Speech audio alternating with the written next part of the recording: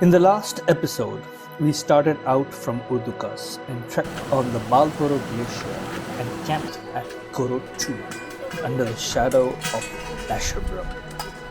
From here, we trudged on towards Concordia, passing by the 7,276 meters tall Muztagh Tower.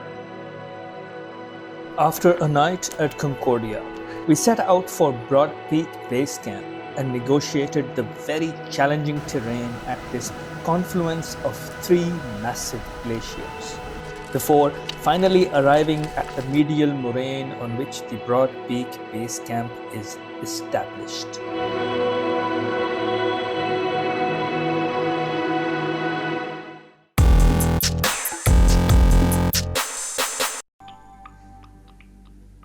We took a short break at Broad Peak Base Camp, and soon after, we climbed over a large mound of rock and debris to descend onto the other side so that we were now trekking parallel to the fast melting icefall of the Goodwin-Austen Glacier.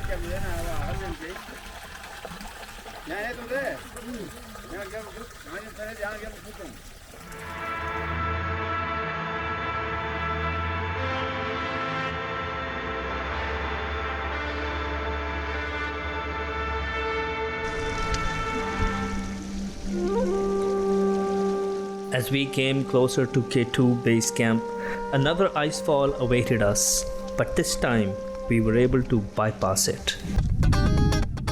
Like in the movies, I was anticipating wide open and deep crevasses with ladders hung across for crossing over them, but in contrast, the home stretch to the base camp of the Savage Mountain was far less daunting.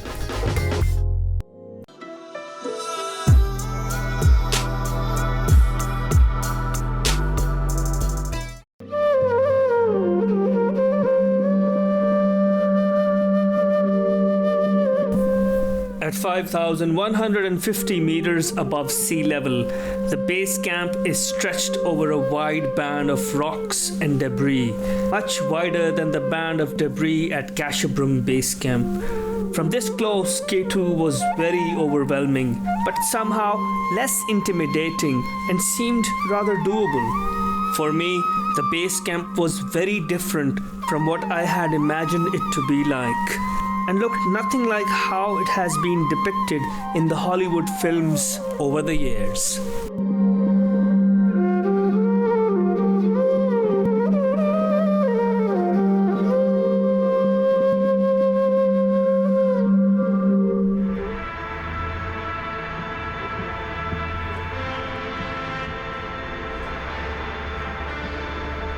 The K2 base camp is much smaller in scale as compared to Everest base camp, but the feel is similar and the vibe is almost the same since the Sherpa invasion of Pakistani mountains.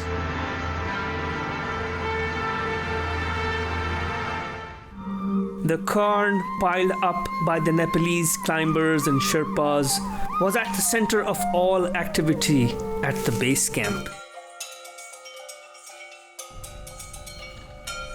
The ambience here is both festive and spiritual at the same time. Some outfitters have massive setups, while some seem pretty basic.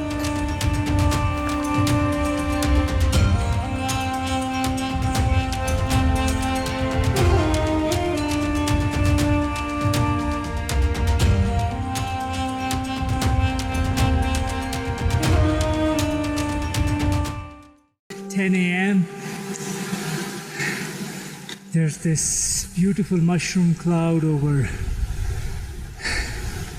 K2 summit. That's probably the closest I'll come to climbing K2. So we're headed north, I believe. So up to now it's been quite easy. Most of the snow has melted, the glacier is receding. So let's see how it goes. So half an hour into the trek, we've arrived at this snowfield.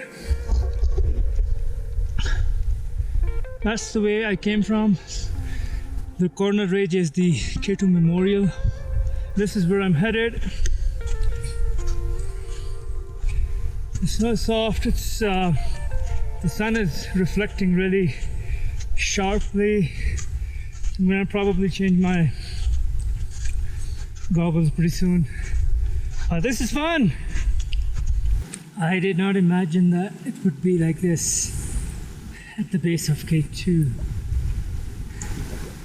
This is so damn beautiful. Awesome. Just wonderful. Fantastic.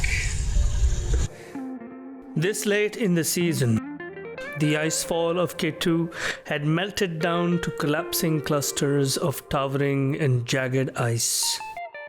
And in comparison to the Gasherbrum, this twisted labyrinth of an icefall was far less threatening, but was still nerve-wracking. The base of the Abruzzi Ridge was very different from what I had imagined it to be. I had never accounted for a glacial stream running down along the moraine of the upper Goodwin-Austen Glacier. The view was out of this world.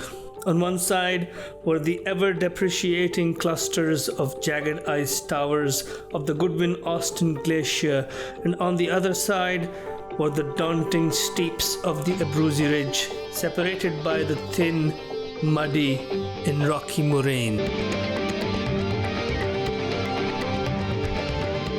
I wanted to go up to Camp 1 of K2, but as most of the climbers were coming down, therefore there was a lot of rock fall, making it very unsafe to go beyond the advanced base camp.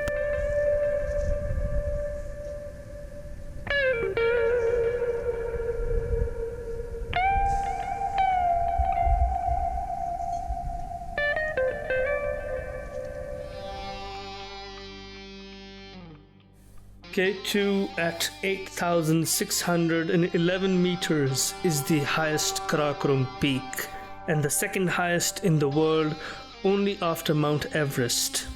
It is also known as the Savage Mountain and is the deadliest, where approximately one person dies on the mountain for every 4 who reach the summit.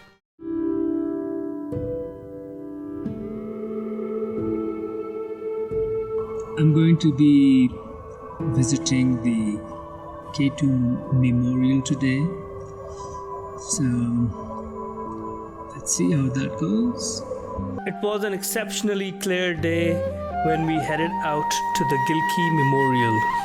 It took us a short hike towards the south ridge of K2. We tiptoed over the band of debris, hopped over the glacial stream, and glided over the icy portion before arriving at the large boulders at the base of the memorial. I don't know if it's visible right now in the frame, but it's up on that ridge, that crumbling piece of rock. The view of K2 from the base of the memorial is even more dramatic. The Gilkey Memorial is a place near K2 where the mementos of the fallen climbers are enshrined. It honors the climbers that have died climbing K2. We visited the memorial to pay our respect. The hike up to where the bulk of the plaques are is quite dangerous. The mountainside is steep and is entirely made of crumbling rocks, some of which are covered in algae, and in some places small flowers have sprouted out of this fragile growth in the otherwise stark and hostile environment. The sheer number of plaques is overwhelming. Some are new, some old, some elaborate ones, and some are very simple. Most of these seem to have been brought later by fellow countrymen of the climbers that have perished on K2 over the years. We, however, were looking for the nameplates of two Shimshalis who perished in one of the worst mountaineering disasters on K2 in 2008. And only when we found them did we leave back for the base camp.